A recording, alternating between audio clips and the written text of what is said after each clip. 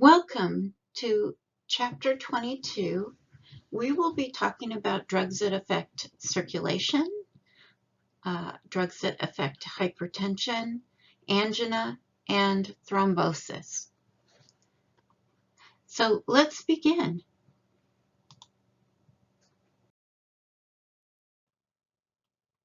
So what are we going to talk about in this presentation? We'll define terms about different drugs that affect circulation, hypertension, angina, and thrombosis. We'll put those into categories and talk about how blood pressure categories. We'll define a hypertensive crisis, and we'll talk about an algorithm for you to treat hypertension. We'll compare and contrast some of the drugs used for hypertension. We will look at the chronotropic effect of blood pressure and talk about drug use based on this principle. We'll describe the mechanism of angina of action for angiotensin-converting enzyme inhibitors, calcium channel blockers, and beta blockers, all very common cardiac drugs. We will also compare and contrast drugs like aldosterone and eplerenone. We'll list some of the antihypertensives and how they work. There's about 5 categories. And we'll look at the drugs used when there is an acute coronary thrombosis. We'll look at the pathophysiology of angina and how to treat it, as well as list 8 drugs used: anticoagulants, antiplatelets, and thrombolytics for dealing with a coronary thrombosis. We'll look at how heparin works, as well as how it compares to other drugs. And then we'll look at parameters used to monitor heparin.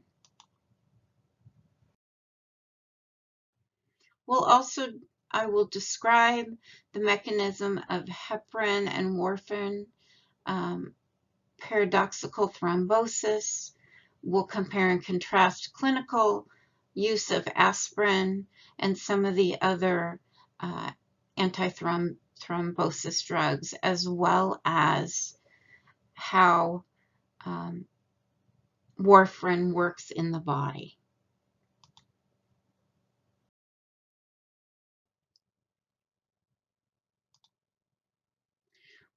I will also describe how we use glycoprotein inhibitors and indications and uses and contraindications for thrombolytic agents.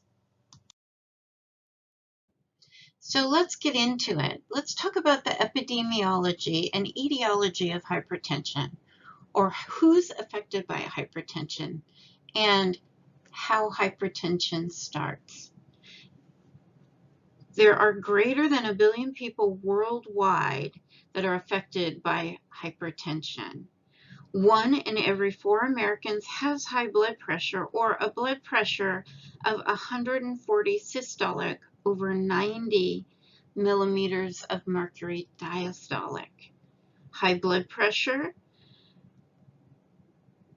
is present in 78 million American adults, or about 1/3 of Americans 20 years of age or older. Hypertension in approximately 18% of people are not even aware of their condition, and only about half have actually achieved target blood pressures outlined by their physicians. Hypertension adversely affects many body organs, including the heart, brain, kidneys, and eyes. Damage to these organs resulting from hypertension is termed cardiovascular disease, or CVD.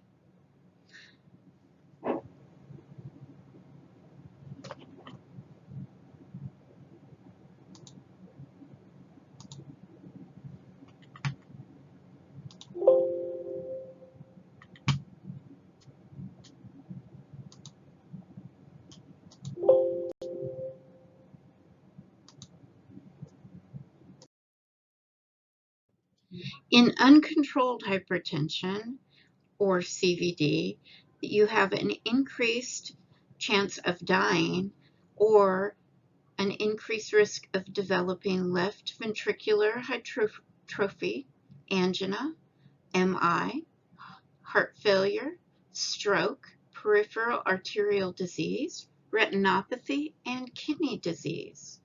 1 of every 8 deaths can be attributed to hypertension.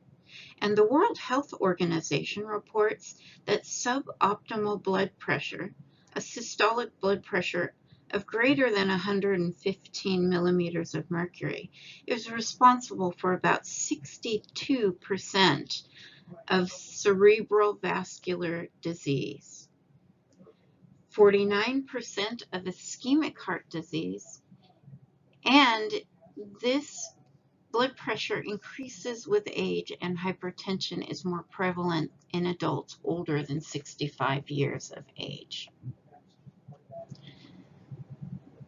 This fact is of great concern because it is estimated by 2040 that 25% of the American population older than 65 years of age will have hypertension. Hypertension occurs more frequently in men than in women and occurs more in patients of African American descent than those of Caucasian descent. Evidence suggests that individuals who have a normal blood pressure have a greater than 90% lifetime risk for developing hypertension by the age of 55.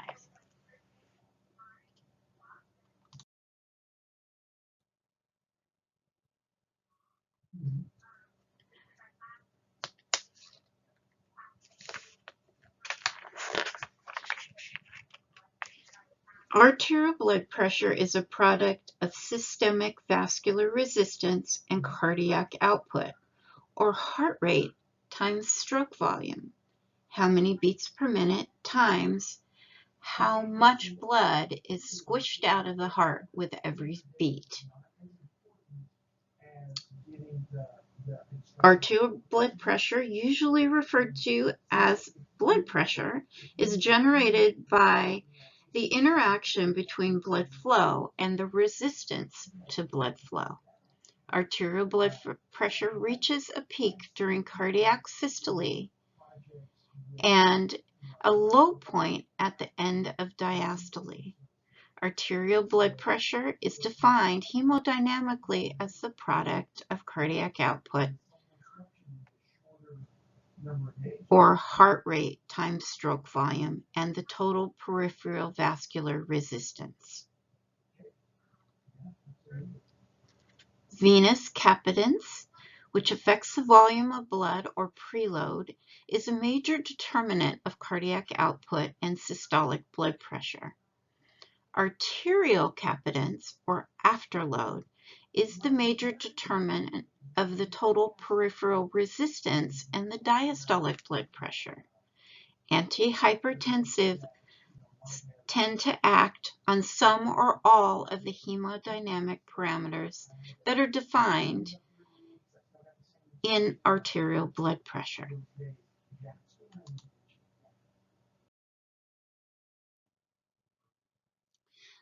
Let's talk a bit about hypertensive crisis. Hypertensive crisis is defined as a systolic blood pressure of 180 millimeters of mercury or greater, and a diastolic blood pressure of 120 millimeters or greater, representing both hypertensive emergency and hypertensive urgency. In hypertensive urgency, there are no signs or symptoms of organ complication. It may present with severe headaches, shortness of breath, nosebleeds, or even severe anxiety. Control can be done over a period of 24 to 48 hours.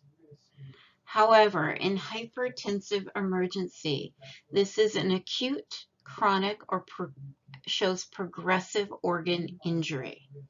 It requires admission to ICU and immediate intervention and blood pressure monitoring. How do we treat hypertensive crisis?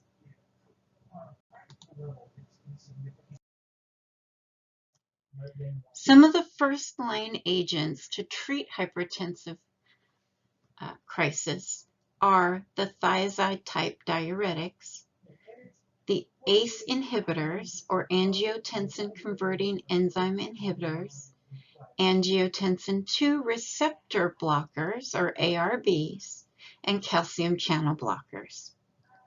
Second-line agents include alpha-2 agonists, vasodilators, beta blockers, alpha blockers, and direct renin inhibitors, or DRIs, as well as antiadrenergics.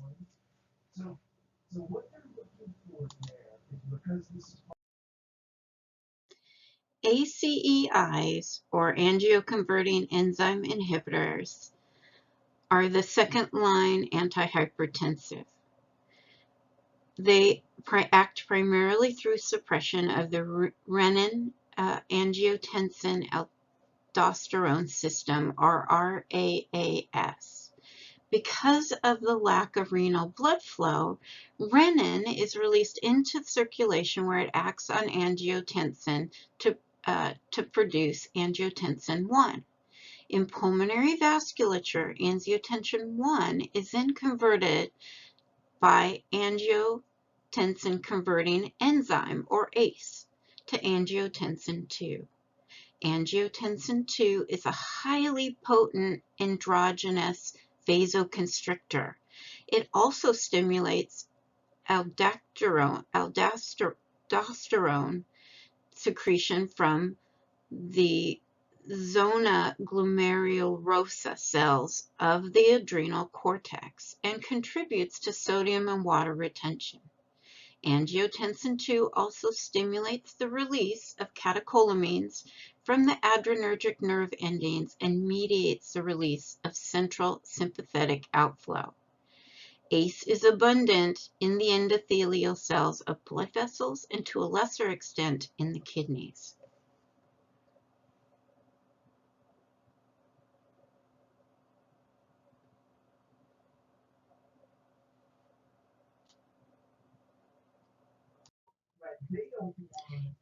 Angioconverting enzyme inhibitors are indicated for hypertension, heart failure, systolic dysfunction, myocardial infarction prevention, and left ventricular dysfunction, as well as diabetic neuropathy. They are effective alone or in combination with thiazide-type diuretics, which we talked about in a previous unit. They generally decrease systolic blood pressure and diastolic blood pressure 15 to 25%, and the most common side effect is a dry cough, though on a rare occasion angioedema is seen.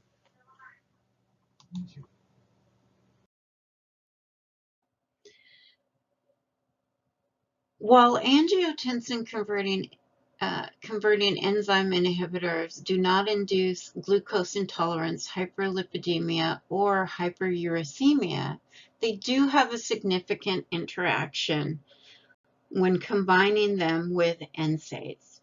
NSAIDs increase renin release by inhibiting renal vasodilating prostaglandins, PGE and PGI, and therefore blunting or negating the antihypertensive effects of the ACEIs.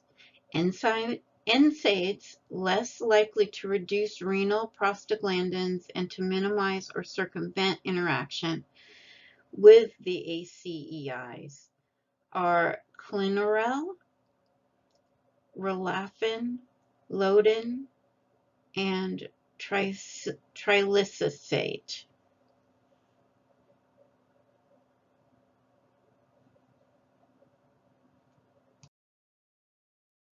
So let's talk about angiotensin II receptor blockers. Receptors are found in vascular smooth muscle like the myocardium, brain, kidney, liver, uterus, and adrenal glands. Angiotensin II receptor blockers are indicated for hypertension and the treatment of heart failure. However, they are slightly weaker than ACEIs. Some of the side effects include orthostatic hypotension, hyperkalemia, neutropenia, nephrotoxicity, so not great for renal patients, and they are toxic to the fetus as well, or fetotoxicity.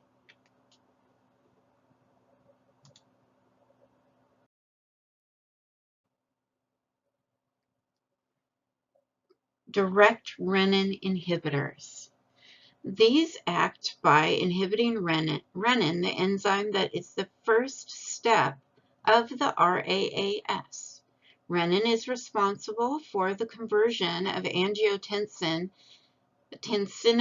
to angiotensin 1, which is the rate-limiting step in RAAS. It can be used alone or in combination with other antihypertensive agents. However, aliskiren is the only DRI available in the United States. Its side effects are diarrhea, headache, dizziness, fatigue, upper respiratory tract infection, nasopharyngitis, and back pain.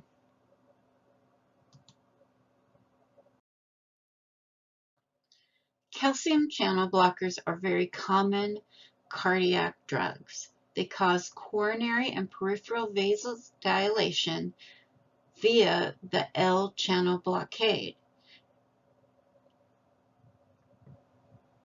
Verapamil is an example of a calcium channel blocker. Verapamil is a potent negative ionotrope and may exacerbate heart failure, so these agents should be avoided in patients with severe left ventricular dysfunction. There is a high incidence of constipation, and some long-acting formulations target the circadian rhythm. Side effects include peripheral edema, gastroesophageal reflux, and gingival hyperplasia.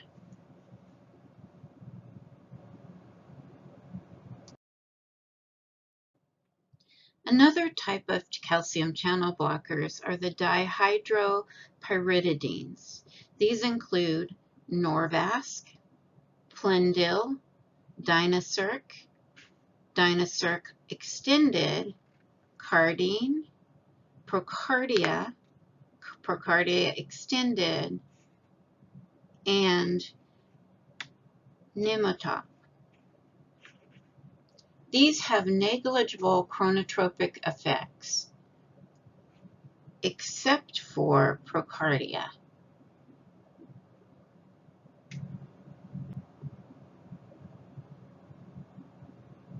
Only sustained release dosage forms of Procardia are indicated for hypertension. Norvasc and Plenidil may be used in patients with heart failure.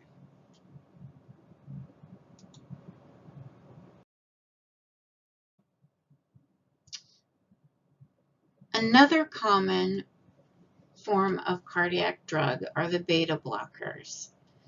Their mechanism of action is that they blockade the beta receptors on the renal juxtaglomerular cells. They blockade myocardial beta receptors and block central nervous system beta receptors. They're used for hypertension, angina pectoralis, cardiac dysrhythmias,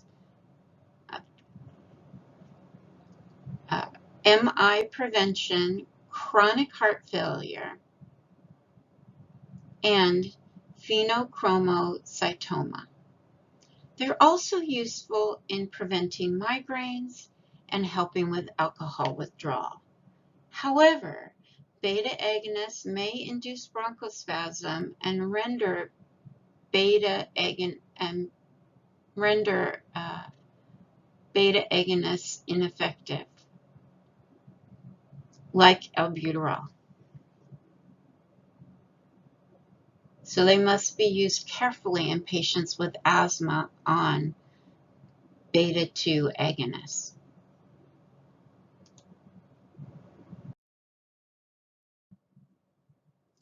So diuretics are not a new concept for you. I want to remind you that there are 5 classes of diuretics: thiazide and thiazide-like agents, loop diuretics, potassium-sparing diuretics used for hypotension, carbonic anhydrase inhibitors, and osmotics like mannitol.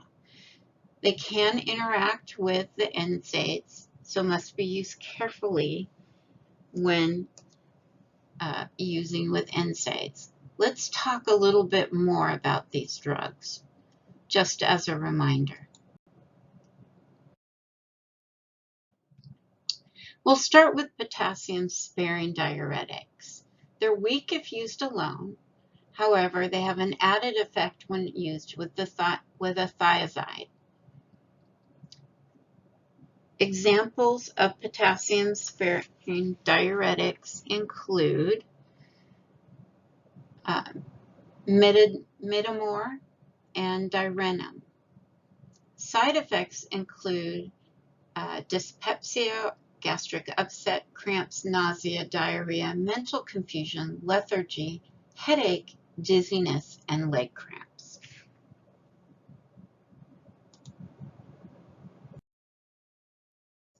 Thiazide and thiazide-like diuretics are the first line for management of hypertension in non-African American heritage patients that do not have any comorbidities.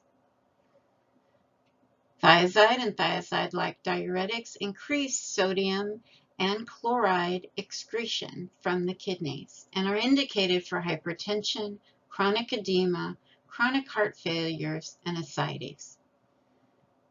There's a dose ceiling effect and a narrow therapeutic window, and 2 to 4 weeks are needed to get the full effect of a thiazide diuretic. Side effects include hypokalemia, hypocalcemia, hyperuremia, hyperglycemia, and hyperlipidemia, and sexual dysfunction.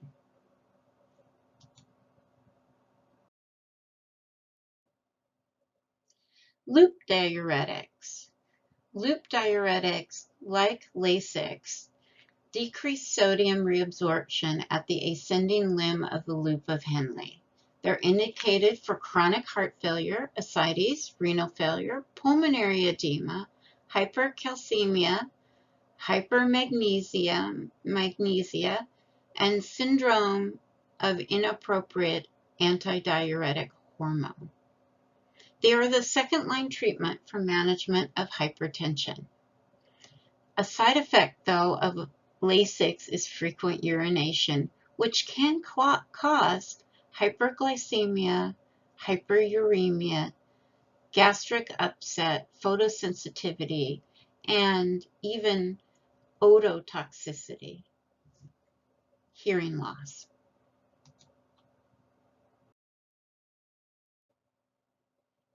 Aldosterone antagonists.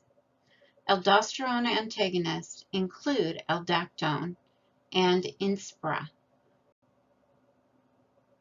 Aldactone is a weak diuretic often used with other antihypertensive, and it is indicated for hepatic cirrhosis, hypokalemia, heart failure, and used in combination for hypertension. Adverse effects include impotence, glycomastia, deep voice, menstrual irregularities, hair growth, gastrointestinal upset, rash, and drowsiness. Inspira is indicated for hypertension and post-MI heart failure. It has minimal adverse sexual side effects, but a higher risk of hyperkalemia.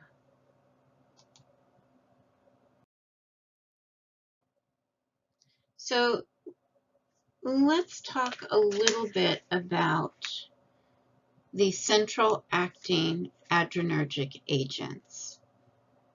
These are the alpha-2 agonists. They affect cardiac output and peripheral resistance. They have negative inotropic and negative chronotropic effects. Alpha-2 agonists are effective, but they have many side effects. There is a high incidence of anticholinergic-like effects. Clonidine transdermal is the most effective of these and the least toxic.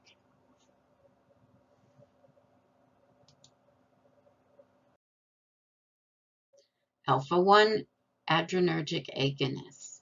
These selectively block postsynaptic alpha-1 receptors. They cause arterial and venous dilation, decrease preload, and decrease afterload.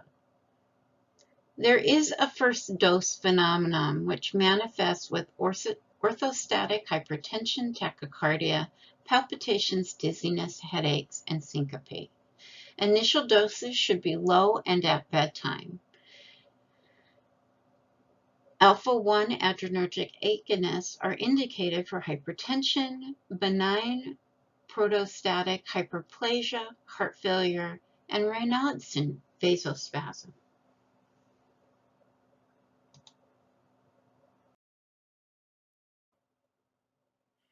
Anti-adrenergic agents are second-line drugs. Examples of these are risperidone, which depletes postganglionic norepi. It may cause sedation, depression, psychosis, peptic ulcers, and nasal stuffiness. Ismalin and hyalurel substitute neurotransmitters. They can cause orthostatic hypertension, sexual dysfunction, and explosive diarrhea. They do have antihypertensive effects. However, they are diminished when combined with tricyclic antidepressants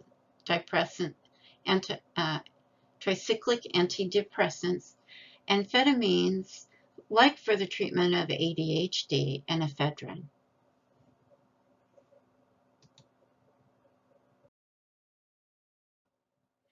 Vasodilators. Vasodilators like hydralazine and minoxidil are second-line treatments for hypertension because of their many side effects. They act on vascular smooth muscle to decrease total peripheral vascular resistance. This can cause tachycardia, renin release, and increased cardiac output. They are often given with a beta blocker and a loop diuretic like Lasix. They are recommended to reduce morbidity and mortality in African American patients with a class 2 to class 4 heart failure.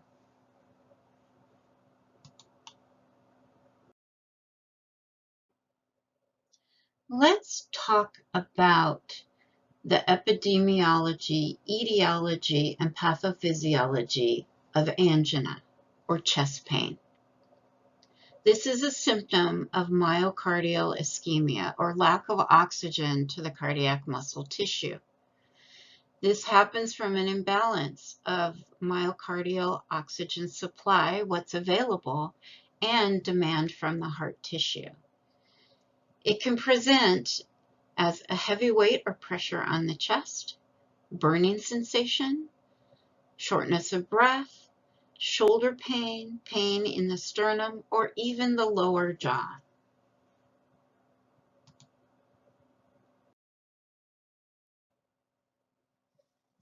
Nitrates are the first line of treatment for angina. Nitroglycerin reduces the myocardial oxygen demand by dilating coronary arteries and collaterals, mostly venous. It's indicated for angina, acute MI, and hypertension. However, adverse reactions include headache, flushing, and hypotension. It's given sublingually every 5 minutes times 3. If the angina isn't reversed, the person should seek care immediately. In other words, call 911.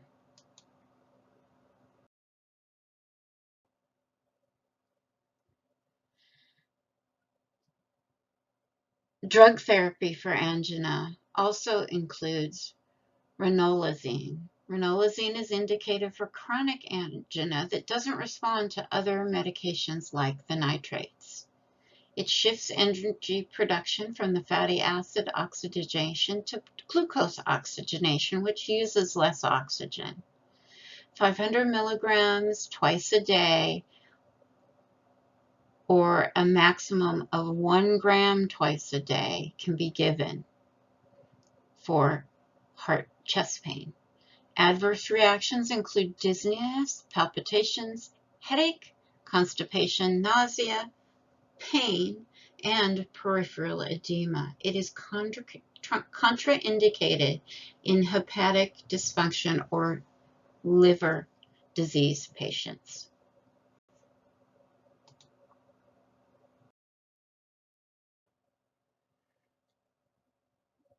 Antithrombotics are those agents or drugs that include the anticoagulants like heparin, low molecular weight heparin, direct thrombin inhibitors, factor XA inhibitors, and coumarins, antiplatelet agents like aspirin, and GP2 and 3 inhibitors. Also, they include agents that lyse clots, such as streptokinase and alteplase. So, how is a clot formed? Under normal conditions, the body maintains an equilibrium state between clot formation or thrombosis and clot breakdown or fibrinolysis. Thromboses are initiated by injury to the endothelial wall of coronary vessel. When injury happens, the anticoagulated endothelial surface is disrupted, and the highly procoagulant subendothelial surface is exposed. Instantly, platelets rush in response to the release of chemotaxic substances like thromboxane or TXA2. This is followed by platelet adhesion to the subendothelial surface and platelet adhesion.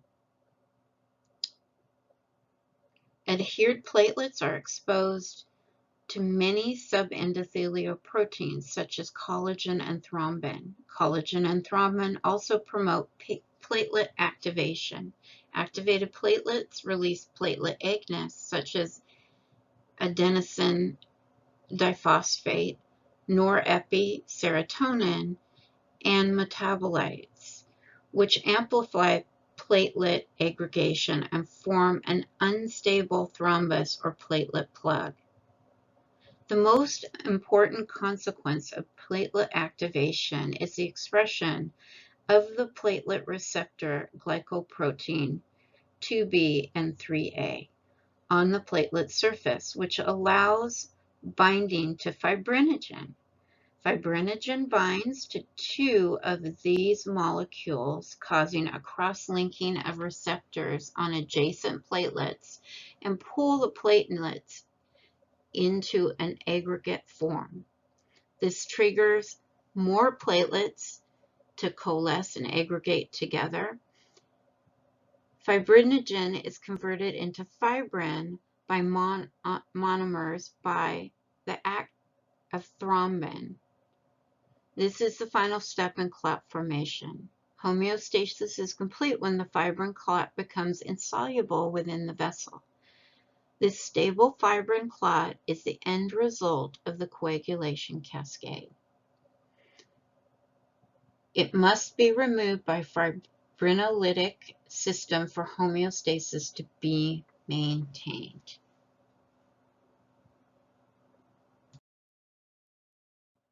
There are three categories of antithrombotic agents. These include anticoagulants, antiplatelets, and thrombolytics. So let's dive deeper into these.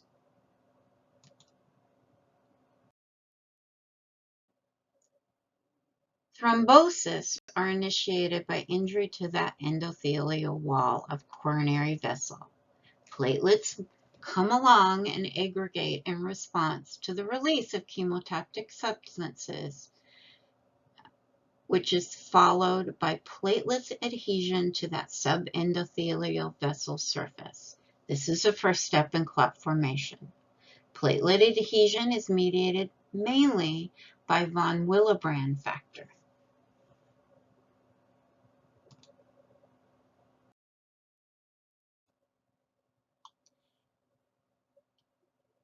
Some of the main anticoagulant agents are the heparins, either unfractionated heparin or low-weight molecular heparin. These are indicated for venous thromboembolism, pulmonary embolism, atrial fibrillation, disseminated intravascular coagulation or DICs, and peripheral arterial embolism. They are extracted from piggy intestinal mucosa, with the goal being to balance unwanted clotting with the risk of hemorrhage. Side effects include bleeding, thrombocytopenia, hyperkalemia, osteoporosis, and increased liver enzyme tests. The antidote is protamine sulfate.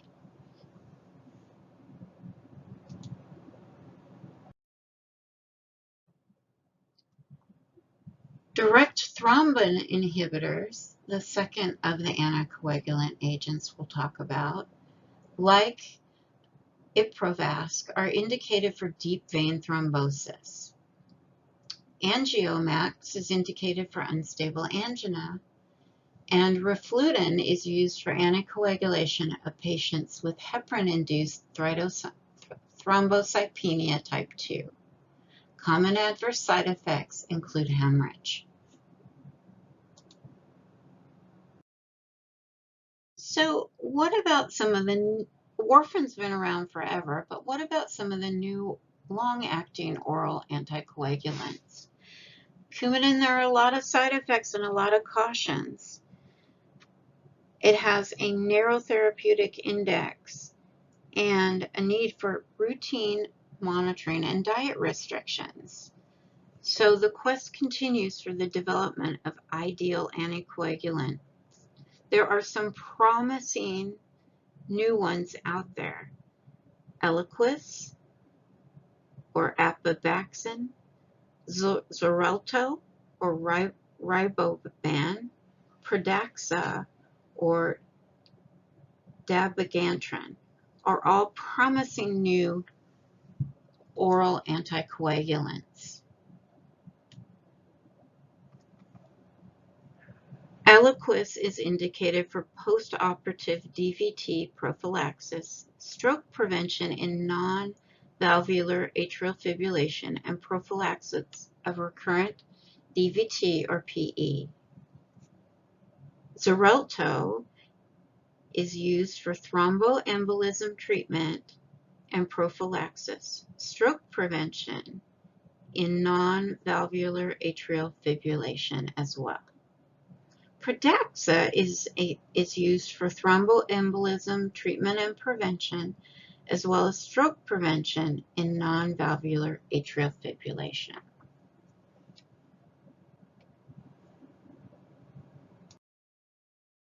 So what about good old Coumadin? Coumadin's been around forever, and believe it or not, it's used to kill rats still. It's in rat poison. It's an oral anticoagulant for venous thrombosis, pulmonary embolism, atrial fibrillation, valve replacement, and coronary occlusion.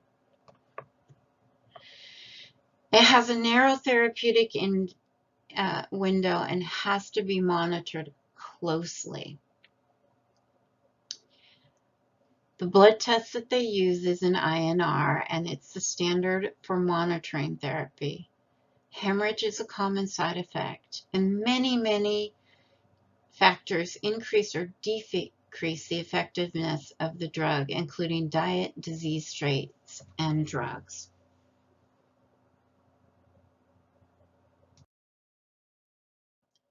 An important advantage of warfarin over the brand new oral anticoagulants is the availability of an FDA-approved oral and parenteral vitamin K antidote. Kcentra for urgent reversal of warfarin-induced major bleeding, and Praxbind approved for the reversal of dabigatran.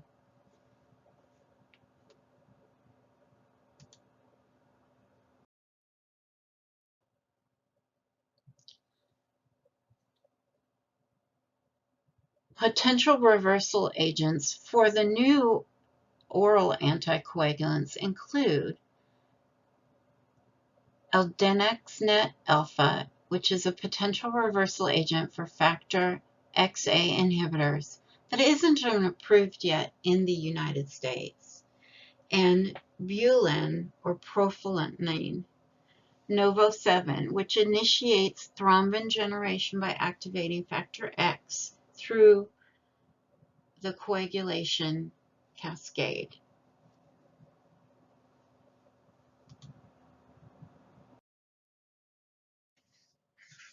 We're now moving on to the antiplatelet agents. We'll start with aspirin. Aspirin comes from willow bark. In platelets, the prostaglandin derivative TXA2 is a major inducer of platelet aggregation and vasoconstriction. Aspirin is hydrolyzed to salicylic acid and inhibits prostaglandin production by acetylating cytocloxinase, the initial enzyme in the prostaglandin biosynthesis pathway.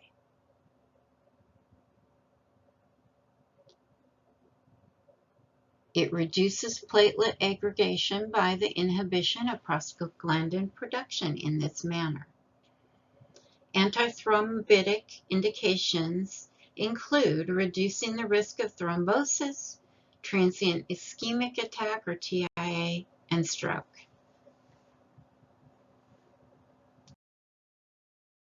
Side effects of aspirin include peptic ulcer, renal dysfunction, hypertension, tinnitus, pulmonary dysfunction, and bleeding.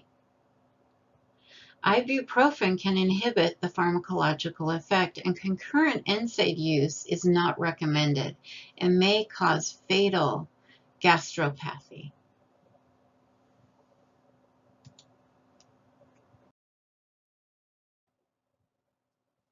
Another antiplatelet agent is dipridamole.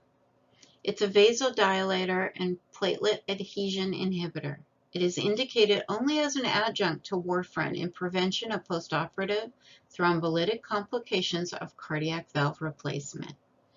It may potentiate the effect of adenosine, and adverse reactions include headache, dizziness, hypotension, and distress.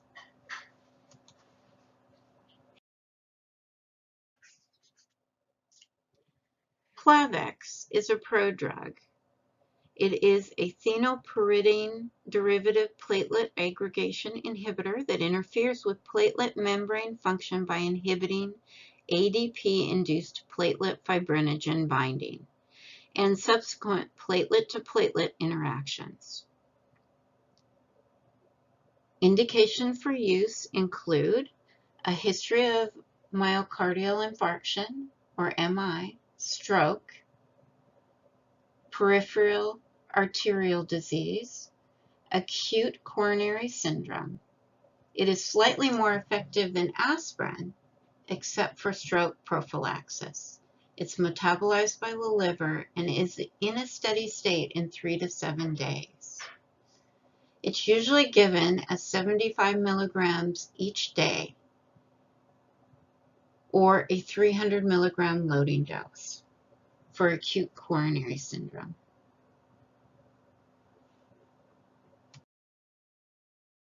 Ticlid is a platelet aggregation inhibitor that interferes with platelet membrane function by inhibiting ADP-induced platelet fibrinogen binding and subsequent platelet-to-platelet interactions.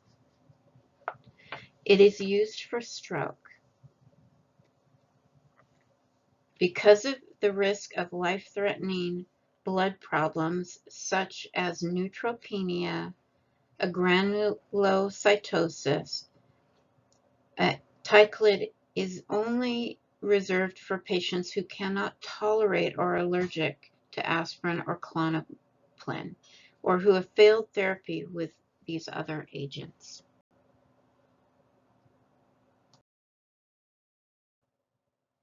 Efient is a prodrug. It is only indicated for use in prevention of thrombosis in patients with ACS undergoing percutaneous coronary intervention in the cath lab. It is used in combination with aspirin. It can decrease non-fatal MI, but has an increased bleeding risk. Onset of action can be seen as early as 30 minutes. However, its main adverse reaction is bleeding.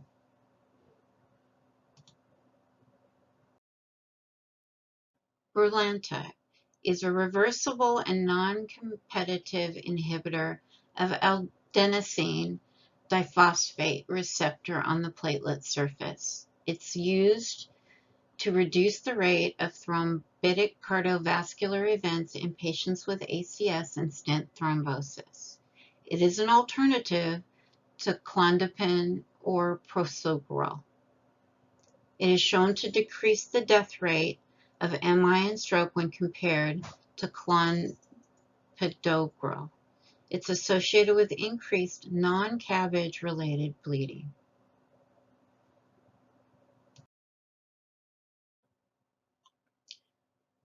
Clostazol and pentophenylene cause vasodilation and inhibition of platelet aggregation.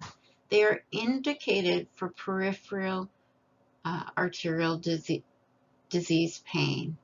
The clinical benefits can take up to 12 weeks. Transient adverse effects include headache, diarrhea, dizziness, and palpitations. 100 milligrams BID is recommended for dosing on an empty stomach.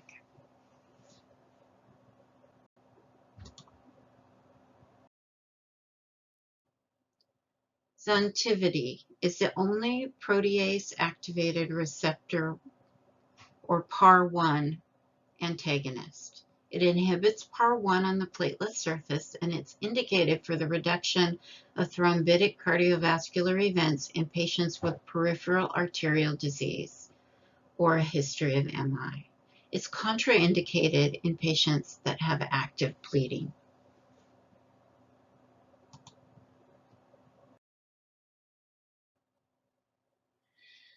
And finally, we get to the glycoprotein 2B and 3A inhibitors. These are indicated for acute coronary syndrome. RioPro is the drug of choice for this, as shown here. It is not available in oral formulation. Bleeding is the most common adverse side effect.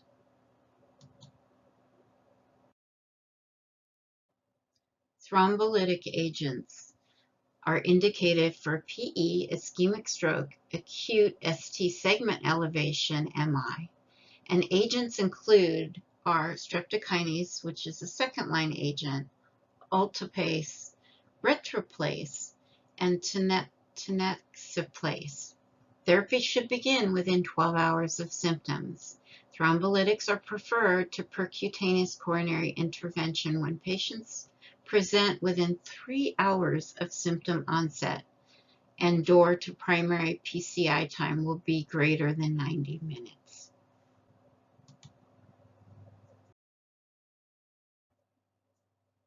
Contraindications for using these strong thrombolytic agents like streptokinase include internal bleeding, aortic dissection, head injury or stroke in the last 3 months, hypertension, and anticoagulant use.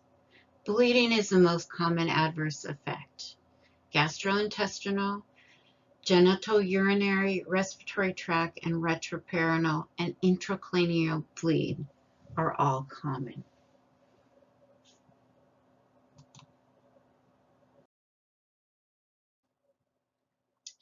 Thank you, and please bring your questions to class today.